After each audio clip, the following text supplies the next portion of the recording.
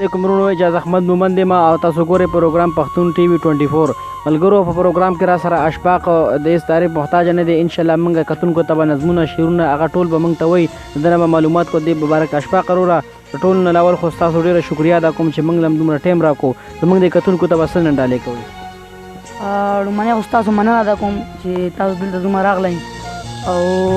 یو ورکوټ شان شعر به کتونکو ته ډالۍ کوم. وایي چې ما به تریبن جوړوم زه اسې ساده غوندې وم، ما به تریبن جوړوم زه اسې ساده غوندې وم، خسې لګیا وم ما په شو کې خواري کوله، زما خلوص تا بېروخۍ چېرته پیوند اخیستو، ما به یاري کوله او تا دوکانداري کوله. او یو بل شعر دی چې په زړه مې بوج په سر مې انتظار پروت دی، بهي خیر کې ما ته لا اوس هم د دنیا کار پروت دی.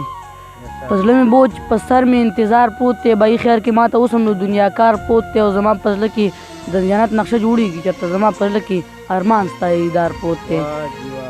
او په پټه ځم چې لیونی چېرته ما ونه ویني، حجاز صاحب په پټه ځم چې لیونی چېرته ما ونه ویني، کیدای شي بیا په زندګۍ کې چېرته ما ونه ویني. او د جنازې په وخت راله مخ مه پټوئ، د جنازې په وخت راله مخ مه پټوئ، هسې نه راشي په بلی چېرته ما ونه ویني. او یو تر صاحب نظم دی چې وایي چې ستړی مې څاروي کیم چې ځم چېرته استاد وي،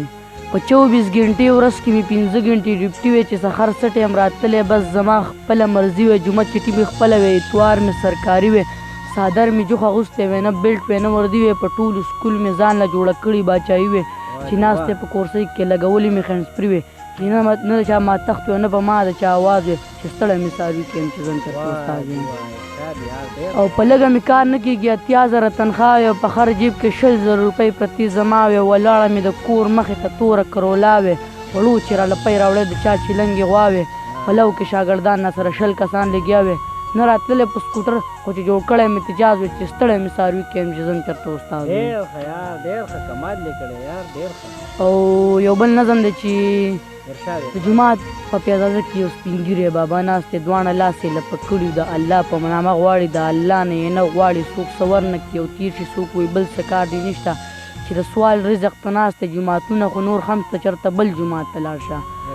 جوماتونه خو نور خمس ته چېرته بل جومات ته لاړ شه، چې زه چې خواله ورنږدې شوم پوښتنه ترې مې وکړه څه دې خیال دی بابا جانه، څه دې خیال دی بابا جانه، ویلې نورې کیسې پرېږده خو بس دومره روپۍ راکړه چې په زخر ځان له واخلم، چې د ځانه پې ځان خلاص کړم، د ایمانه پې ځان خلاص کړم، دغه ستغې تورې نه اړم، دغه تکې تورې نه اړم، د انسانه پې ځان خلاص کړم، د ګړنګ نه غوځار شوی، خودکشۍ د تیغه شوی، مطلب دومره ستړی شوی، مطلب دومره ازار شوی.